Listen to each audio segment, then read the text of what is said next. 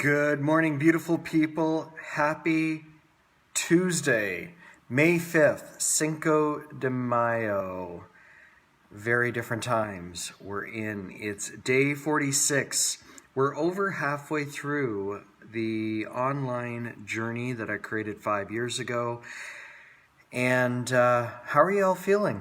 It's day 4 of Definiteness of Purpose. And everything we're doing, we're thinking about thinking, really going through and understanding fear and trying to find joy out of this. I actually posted this morning on my personal wall about liminal space. And this in-between space that we're in is fascinating because there's so many opportunities if we choose to stay in the space. And today's lesson in the online version, I called it Be Your Own Self-Help Book. And it's so easy to, well, I guess it's not easy today to go into chapters, but to go online on Amazon or Indigo and buy one self-help book after another and read it, and nothing in your life changes, and you put it back on the shelf and you go get another book. Or your personal development course after course after course after course.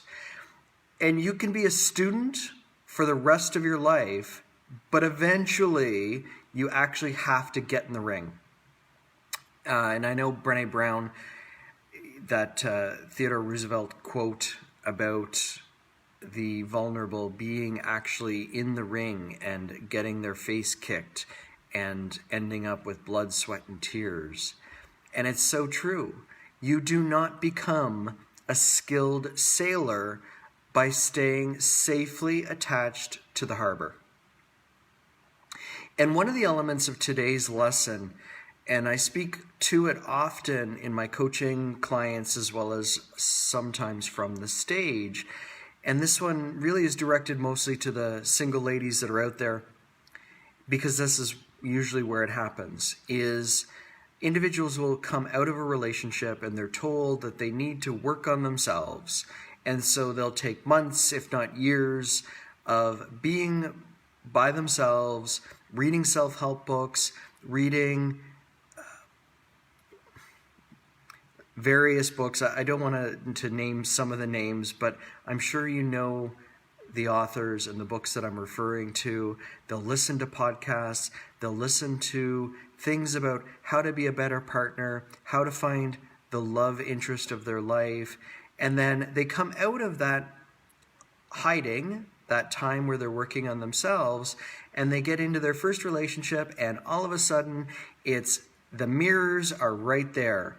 And all of the traumas and triggers from the past that they thought they had dealt with are no longer. They're right there. They're all being re-triggered again. And then they're back into repeating the same patterns over and over and over again. And that's really what life is. If we are not out in the world having our triggers triggered, we have no idea that they're there. If we don't know that our traumas are still underneath the surface, if they don't get touched by other people, then we have no idea what to work on. It's really easy to fall into the trap of working on the things that society tell us to, or society tries to sell us to work on. But at the end of the day, you actually have to work on your stuff in order to be able to move forward. So it's extremely important to maintain your mindset while you're going through it.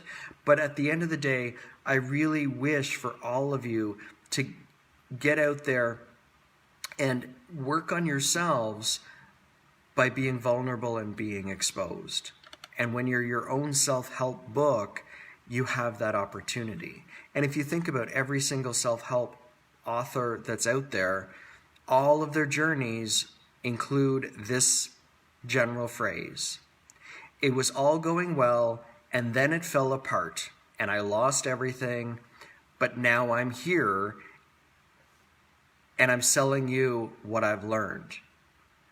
But you got to remember that sometimes you need to get in the gutters of life to be able to learn those lessons, because what worked for me may not work for you. So today, Be your own self-help book.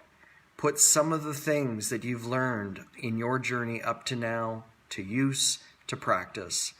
And I look forward to seeing you tomorrow. Stay safe and healthy. And until tomorrow, I love you, and be kind to yourself and to others.